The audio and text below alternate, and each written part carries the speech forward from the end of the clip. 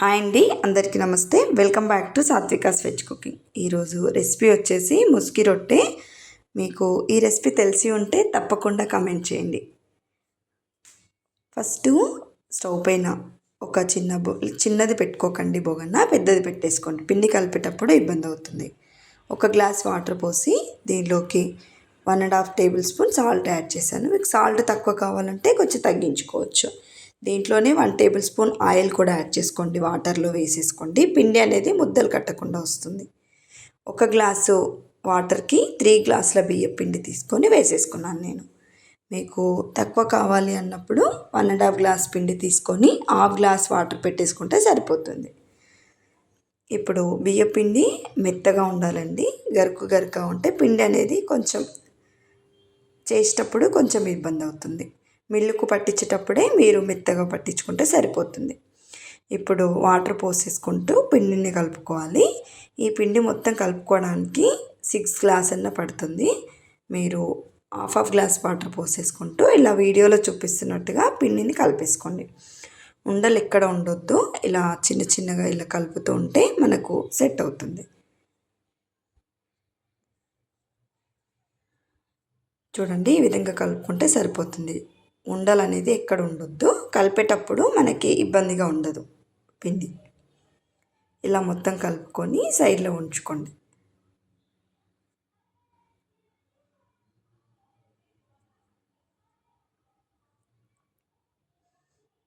చూడండి, వాటర్ వేడయ్యాక కొంచెం ఆయిల్ కూడా యాడ్ చేశాను నేను.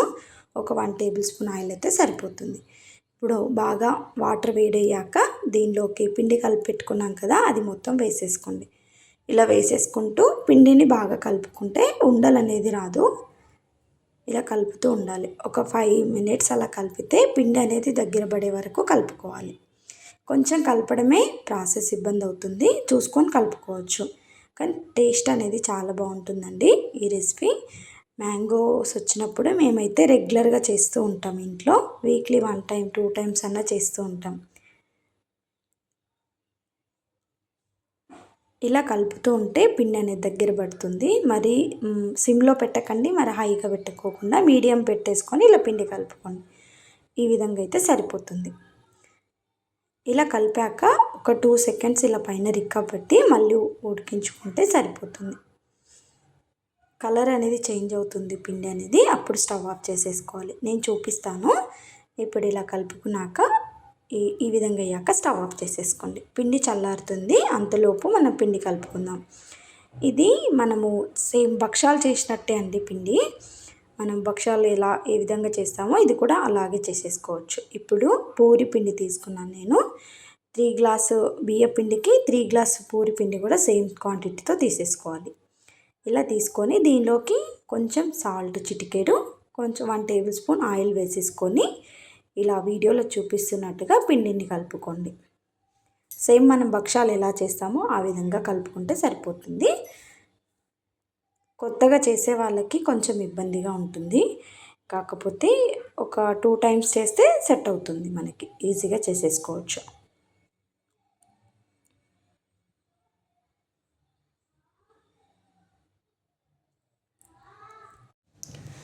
ఇలా పిండిని బాగా కలుపుతుంటే పిండి అనేది కొంచెం మెత్తబడుతుంది.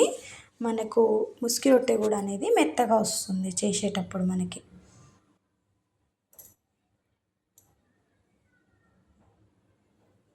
నేను అందుకే మొత్తం చూపించానండి. వీడియో లెంత్ కూడా ఎక్కువైనా పర్లేదు, మీకు చేసే వాళ్ళకు కూడా మీకు తెలుస్తుంది కదా అనేసి మొత్తం చూపిస్తున్నాను. నేను మొత్తం ఎలా చేశానో మొత్తం ప్రాసెస్ అంతా చూపిస్తున్నాను. చూడండి, ఈ విధంగా అయ్యాక ఒక 2 టేబుల్ స్పూన్ ఆయిల్ వేసి మళ్ళీ ఒక్కసారి బాగా కలిపేయండి. కలిపి ఒక 5 సెకండ్స్ ఇలా కలుపుతూ ఉన్నాక పిండిని ఒక 5 సెకండ్స్ నాననివ్వండి.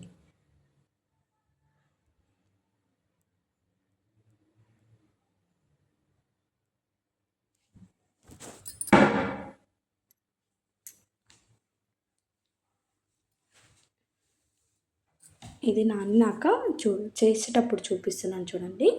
మీ దగ్గర బటర్ పేపర్ కానీ లేదంటే భక్షాల కవర్ బయట దొరుకుతుంది, అదైనా తీసేసుకోవచ్చు. సూపర్ మార్కెట్లో దొరుకుతుంది. ఇప్పుడు మనము పూరి పిండి తీసుకొని ఇలా వీడియోలో చూపిస్తున్నట్టుగా ఫస్ట్ ఇలా మొత్తం చేసేసుకున్నాక బియ్య పిండి లోపల పెట్టాలి. మనం పూర్ణం ఎలా ఫిల్ చేస్తామో ఆ విధంగా రౌండ్గా బాల్ లాగా చేసేసుకొని దీనిలోకి పెట్టేయాలి. దీనిలోకి పెట్టేసి ఇది రౌండ్గా బాల్ లాగా చేసేసుకోవాలి. పిండి అనేది బయటికి కనిపించకుండా ఇలా మొత్తం ఫిల్అప్ చేసేసుకుంటే ఇలా చేసుకొని చేత్తో ఒక్కసారి ఇలా నొక్కి పైన కొంచెం బియ్య పిండి కానీ లేదంటే పూరి పిండి కానీ కొంచెం చల్లుకొని కొంచెం ఆయిల్ కూడా అప్లై చేసి ఇది పెట్టి చేత్తో నొక్కడం.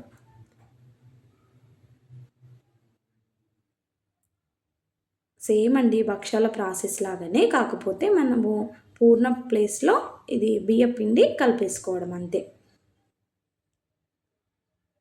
చాలామంది ఇప్పుడు స్వీట్ తినట్లేదు కదా భక్షాలు, సో ఇది చేసి పెడితే వాళ్ళు కూడా ఇష్టంగా తింటారు. కర్రీతో కూడా తీసేసుకోవచ్చండి ఇది, ఆలు టమాటో కర్రీ కానీ అట్లా కూడా తినేయచ్చు.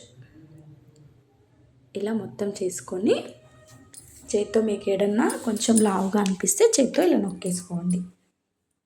ఇప్పుడు స్టవ్ పైన పెన్నం వేడయ్యాక కొంచెం ఆయిల్ ఇలా అప్లై చేసేసుకొని ఈ పేపర్ దానిపైన పెట్టి ఇలా తీస్తే దానికి మొత్తం అప్లై అయిపోతుంది. ఇలా కాలాక నెక్స్ట్ సైడ్ టర్న్ చేసేసుకోవడం. చూడండి ఇలాగా.